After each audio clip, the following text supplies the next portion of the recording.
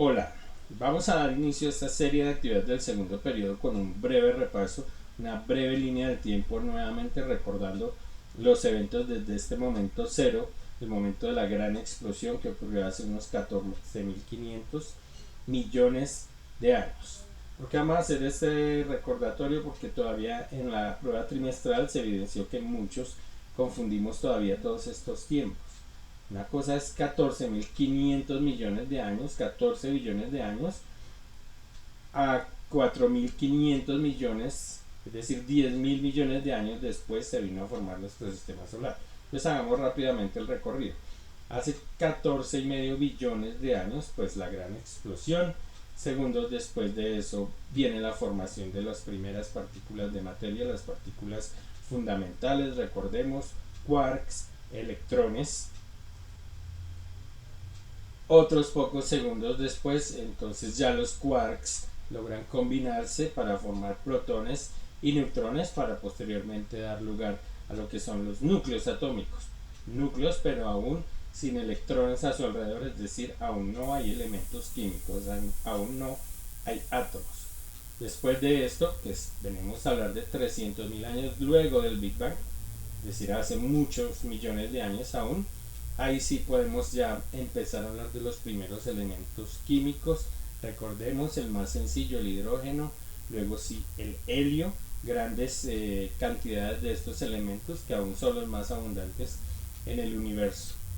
1 billón de años después, es decir, hace unos 13.000 millones de años, 13 billones de años, entonces ahora sí, gracias al efecto de la gravedad, se forman grandes nubes de estos elementos químicos. Recordemos que el hidrógeno y el helio son gases, son gaseosos, entonces grandes nubes de estos gases y forman las nebulosas que posteriormente darán lugar dentro de ellas pues a estrellas y a galaxias, que son grandes conjuntos de estrellas.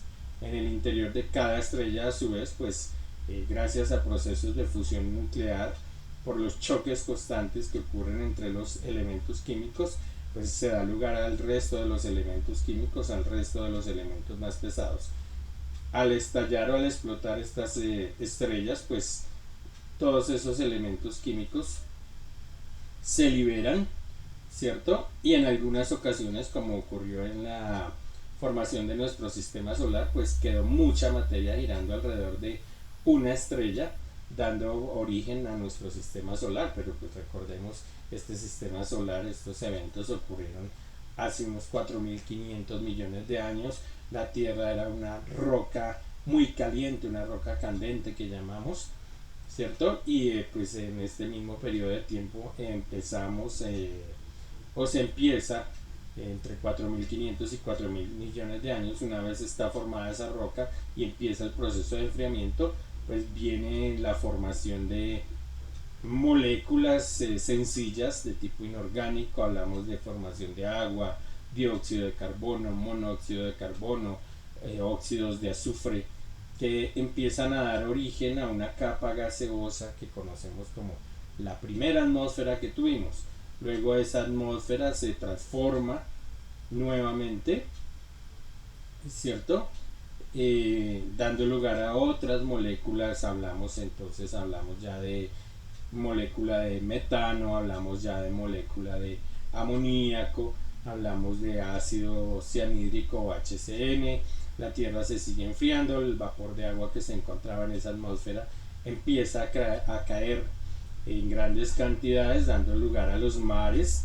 Recordemos que esos mares quedan salados porque en la superficie o en la capa terrestre externa de la capa externa, la capa rocosa, pues ahí también se han ido formando algunas moléculas que al caer el agua quedan disueltas y pues dan el carácter salino o la salinidad del agua de los mares. Entonces ahora sí ya estaríamos listos para la formación de moléculas más complejas, que es lo que vamos a tratar de mirar cuando observemos las teorías del origen de la vida.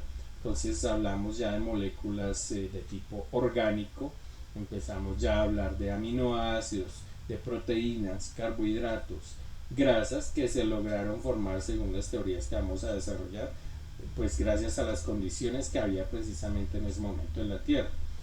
Eran momentos muy lluviosos de muchas descargas eléctricas, la atmósfera aún permitía el paso de mucha radiación ultravioleta, entonces toda esa energía más la energía de los volcanes permitió que las moléculas sencillas se empezaran a unir en moléculas más grandes, más complejas, y pues se permitió el origen de la vida.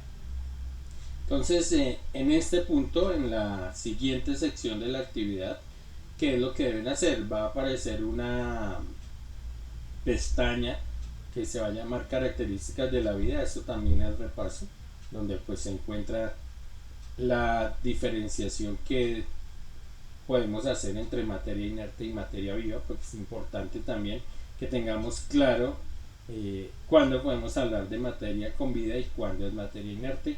El repaso nuevamente, vuelvo y les digo, y ya luego de eso en la otra pestaña sí van a encontrar teorías ya acerca del origen de la vida. Vamos a iniciar con la teoría de Oparin, que es la teoría de evolución físico-química, y luego sí miraremos el resto de las teorías para poder hacer pues una comparación o una diferenciación. Recordemos que en los objetivos está precisamente poder distinguir y poder comparar estas diferentes teorías acerca del origen de la vida. Entonces, por el momento queda pendiente que revisen por favor la pestaña sobre características de la vida y vayan a la pestaña de actividades, donde pues desarrollarán rápidamente. Se trata de unos juegos muy sencillos, ahorcado, sopa de letras, para que por favor repasen estos conceptos. Después si ya deben ir a la pestaña donde se titula teoría físico-química, mirar la explicación y posteriormente desarrollar la actividad correspondiente a esa explicación. Entonces por el momento los dejo. Chao.